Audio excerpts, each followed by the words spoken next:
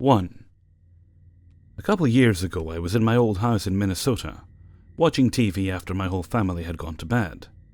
I finally got tired and decided to go to bed too. But since I was the last one up, I had to put our yellow lab, Chili, to bed before I went upstairs.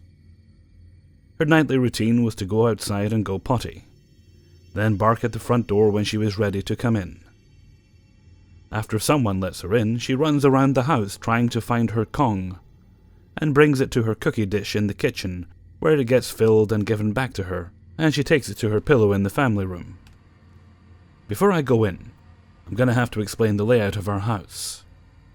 The kitchen and living room weren't separated at all. It was just a big space with the TV on one end and the refrigerator on the other. Chili's cookie dish was in the kitchen and her bed was in the living room. Then from the middle of the two spaces there were 3 hallways. The one on the left through the dining room, the one in the middle went to the front door, and the one on the right went through the family room separate from the living room. There were no doors or anything, so from the kitchen you could go through any hall, and from the front door you could go down any hall. So basically, all routes led either to the front door or the kitchen and living room. Anyway, I got off the couch and went down the center hallway to let Chili out. She ran outside and I wandered back into the living room to watch TV while I waited for her to do her business. I was watching Friends, and right before Chili barked, I saw Rachel drop the cheesecake that she and Chandler stole. I turned around and let Chili in, and she ran down the family room hallway to get her Kong.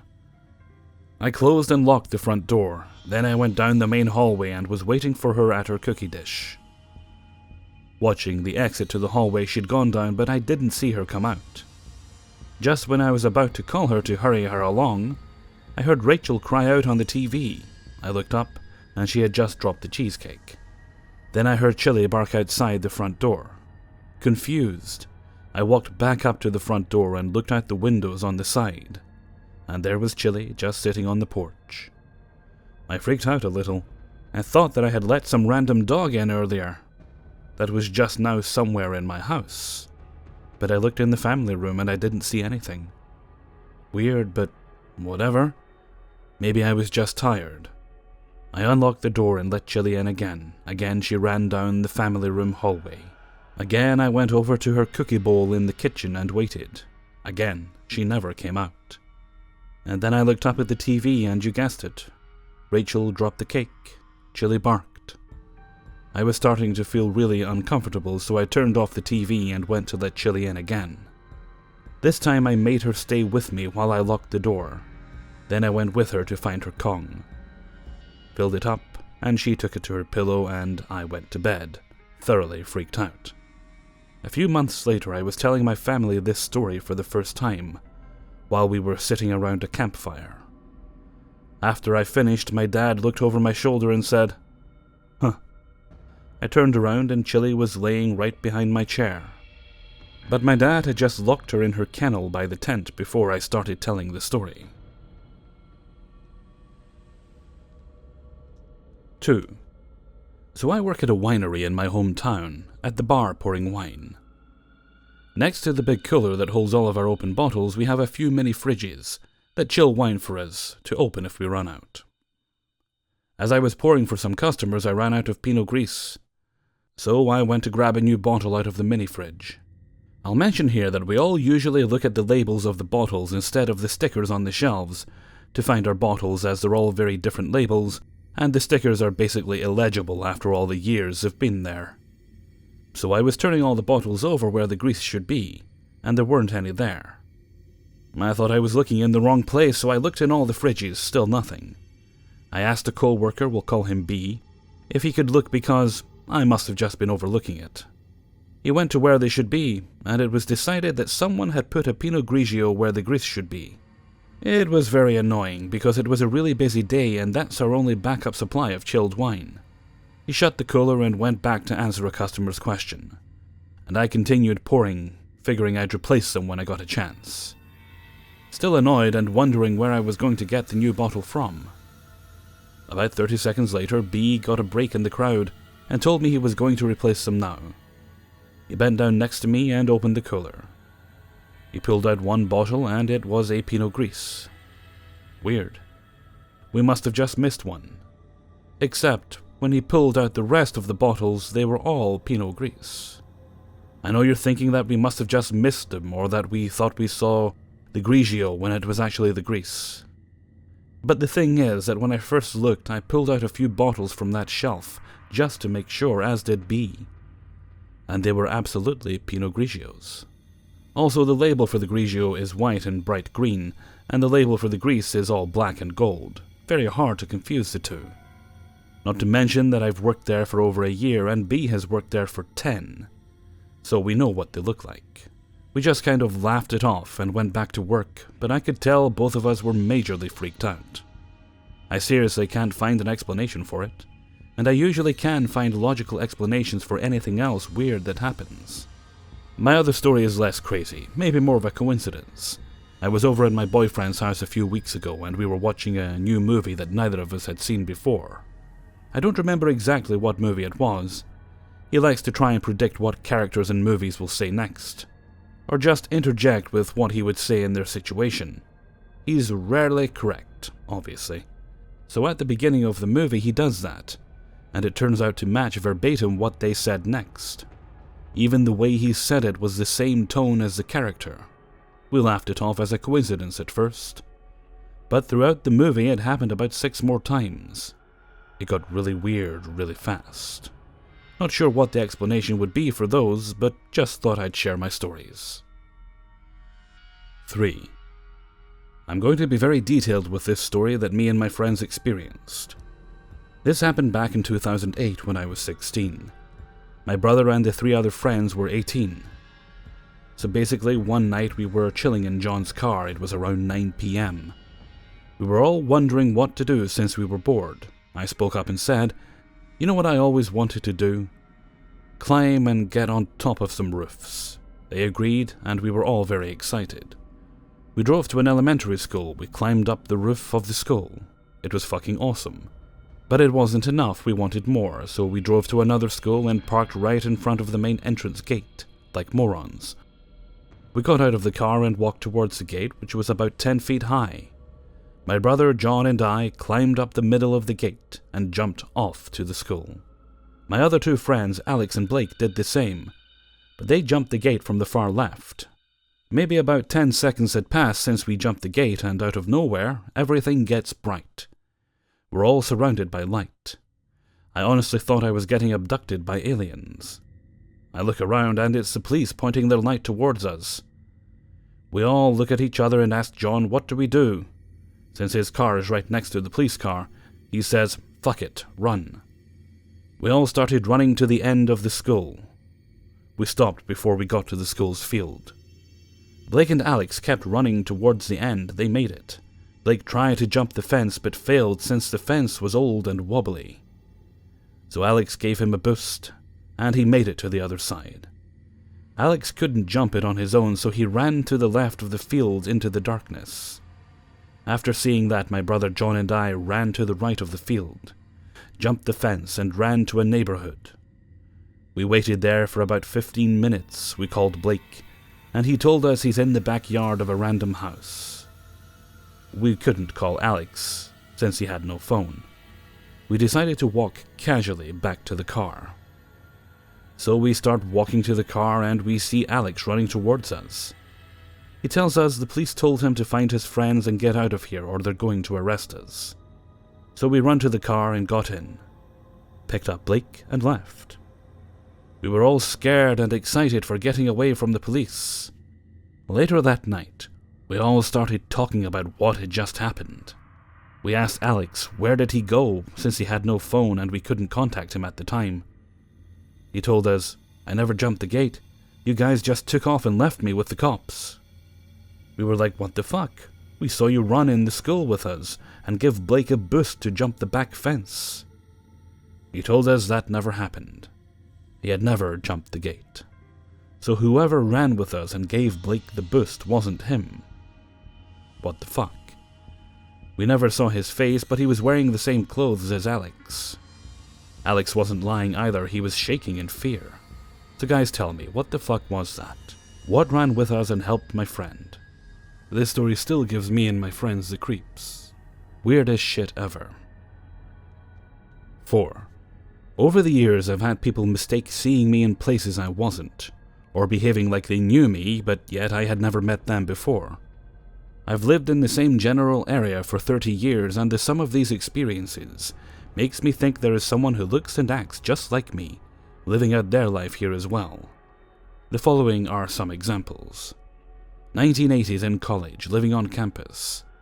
There are a few friends who would claim they saw me at one location or another when I was not even at school that day, visiting parents, etc.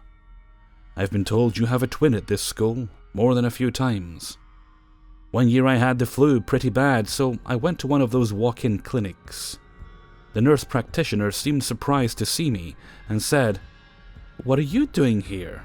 I said, "I'm sick." She brought me in and acted like we knew each other, like I was also in the medical field.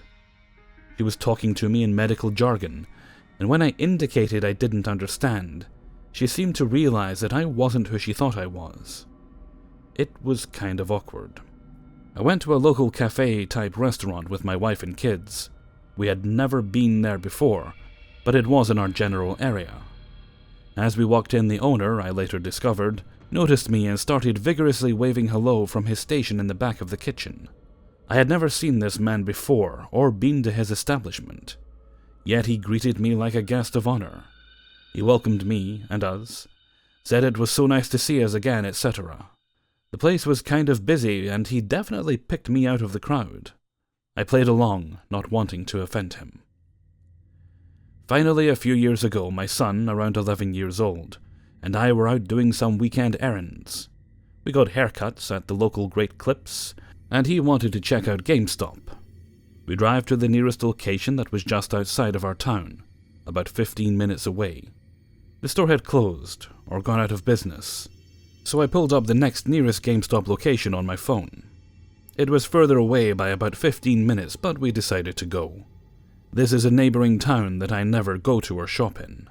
I pull up to the GameStop and we exit the car, just as a man is walking out of the shop. He looks at us and says, "Hey there, good to see you again." I look confused and pause. He realizes something is amiss and asks, "Don't you remember me? We were just talking at the barber shop across the street. Didn't you just get your hair cut?" I said we did, but not here. He looks at my son and me again and says, "No, you guys, both of you were just across the street at the barber shop. I swear. We had a big old conversation." I responded with I wasn't there, and he must have confused me with other people. We parted ways. I tend to brush these incidents aside when they happen, but when I think about them collectively, I can't help but feel there is someone who looks and acts just like me, possibly with a family that lives in my area. We just have never met. 5. I'm a 40-year-old woman, and I live in Norfolk in the UK. First, I have a very good memory. I'm 100% positive it wasn't lapses in memory. I'm a mother of 4 girls. I have a great memory. I have no medical conditions that would have caused this, and I can confidently confirm I'm not suffering any mental illness. I just wanted to make this clear, but even with those facts, I don't know where I went for a year. Okay. I have an account on a well-known music app, and I currently have 788 songs in my playlist. I'm very diverse when it comes to my music. I currently have music from probably all types of music apart from grime, sorry, but I can't get my head around it. I love music that uses samples from other songs. I love how a song can be taken and made into a whole new one, especially when that song is just as good as the original and can hold its own. I also know there are some bad sampling, and good. This is the same with all arts, but I digress. Another fact about me is I grew up with a sister who is 11 years older than me. I would love it when she got ready to go out in pure 80s fashion, with big curly hair and awesome blue shadows and black lipstick. Hey, it was another lifetime ago. It was cool back then. Most of the time she would play her favorite songs on her record player. Got to love the 80s with singles and LPs. Record players always seemed to bring the sound and the song to life almost. One of these songs was by a well-known group called Soft Cell. Whenever I hear Tainted Love, I will always be transported to the time I would watch my sister getting ready. I really learned a lot from her about makeup, hair, fashion, and music. I learned never to wear big curls, blue eyeshadow, and never wear shoulder pads. But as to music, I'm blessed to have learned a lot from my big sister. Fast forward to 2006, and it was me getting ready to go out. At this point of my life, I lived in Newcastle upon Tyne, UK. If you have ever been out on a night out there, you know what I'm talking about. For those who haven't, give it a go, you won't regret it. Okay, so many of you are thinking 2006 wasn't last year?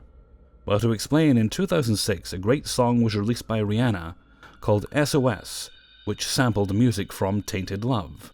Many of you will know this song. As for me, I love it. When I would hear it, I would be transported back to going out in Newcastle, and one of my best memories. It takes me back to a time me and my best friend went to see the Dream Boys in one of the bars on the big market in Newcastle town centre. Ah, good times. Great memories. We'll have to take you to last year, 2017, to explain. I was going through my photos I keep in a box in the spare room. I come across a photo of me, my best friend, and the Dream Boys. I was on my music app at the time, and the light bulb goes off. Rihanna's SOS, I've got it on CD, but not in my playlist. So I put this song into the app and add it. Nothing. No song by Rihanna, no song called SOS. So I typed Soft Cell and Tainted Love, and that song was there, thinking, they probably haven't added it yet. I go to YouTube and nothing. I went to Google and still nothing. I typed in Rihanna SOS. I put Rihanna sample Tainted Love and nothing. I was bewildered, so I went to message my mate who still lives in Newcastle. Hi mate, can I ask, do you remember going to see the Dream Boys back in 2006? Best friend. Yeah, nah, that lad backflipped right on the stage. A side note, mostly when women go to see a male stripper, we don't react in the same way as men seeing women strip. Women find it hilarious. Seeing a man's appendages flapping about on the stage is so funny, and to be honest, if women had one, we would be flapping it around like a cap on a nipple tassel. Me. Yes, that's the night. Do you remember the song that played when he did that backflip? Am I going mad, but it was Rihanna's SOS, wasn't it? It really was a 10 out of 10 for his effort, and 100% to bust your gut with laughter. Best friend. What you going on about? Rihanna has never had a song called SOS. Me, she bloody did. Best friend. What are you blathering about? She never made a song called SOS. So completely confused, I asked, so what was the song playing when he did the backflip? You even said I like this song. Best friend. We were listening to United Nation Out of Touch. Me. Okay, sorry, my mistake. Talk to you later, mate. Best friend. Alright, talk to you tomorrow. At this point, I didn't want to look stupid. I let her go. So I called my baby sister, let's call her Cheryl. Me. Do you remember a song by Rihanna called SOS? Cheryl. No. Don't you mean Umbrella or Please Don't Stop the Music? Me. No! And burst out singing SOS. Please help me, someone help me. Cheryl said, you're losing your mind. I've never heard that. At this point, my boyfriend of 2 months at the time came into the spare room. I snapped my head around and probably looked like a possessed madwoman. I don't think I've seen him so scared when I looked at him. And this guy gets himself into mad situations that would make you say, how? Like getting a blob of toothpaste to freshen up his breath and mistaking my teeth glue for toothpaste. As well as being the most handsome man I've ever met, but the funniest man I've ever met. He doesn't even mean to be funny though, he just is. Honestly, I should send stories titled The Mad Adventures of Daniel. He's a laugh a minute. But at this point, he was scared.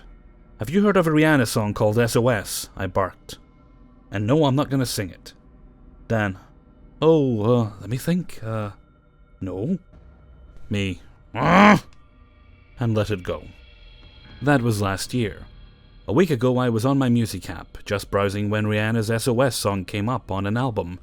Well, I screamed, "Look, Dan, look!" pointing on the song. Me, there it is. See, told you she had a song called SOS. I was feeling smug and about to tell him to eat his socks when he says, I know what Rihanna's SOS is. I must have looked like a wide-eyed witch at this point.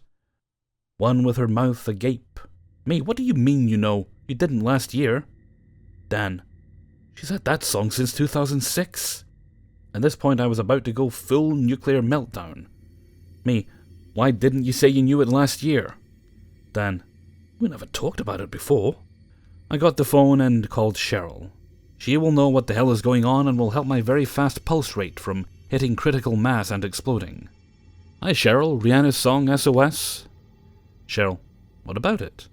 Me, do you know it? Cheryl, best song of 2006. Me, on the verge of calling an ambulance? You said last year you didn't know it. Cheryl, I love that song, I wouldn't say that. We never spoke about it last year. A cold shiver came over me. I went to the web, Google, YouTube, every website with lyrics. Same sites that a year ago I went to. All searches come up with this song. So I clicked to add the song on this app, only to be told it's already in my playlist. I never added it. Just to add, the conversation between me and my friend has gone. Is this a glitch? Or did the world want to make me the joke for a year? Yeah, nice one, life. Could it be that the great late Professor Hawking was right about dimensions being layered? Did I fall into another reality for a year? Did I just get back last week? I would love to hear your theories about this. I can say that nothing else in the world has changed. It was just this song. I've considered everything, and I'm still confused. Hey everybody, Hellfreezer here, and thank you very much for listening to 5 True Glitch in the Matrix Stories 71. And thank you very much to everybody who allowed me to use and sent in stories for use in this video. You know, I'm pretty sure it's getting hotter here. I think it's meant to get even hotter again on Thursday. We're not quite at frying eggs outside in the sun. Kind of hot. But certainly, I think it's about double, give or take, what it usually is for this time of year, certainly in this country. I'm talking about the average, of course. I'm sure you could find fluctuations that would contradict that. Anyway, that's enough about weather with Hellfreezer. I'm going to head off for now. So until next time, thank you very much for listening, and take very good care of yourself.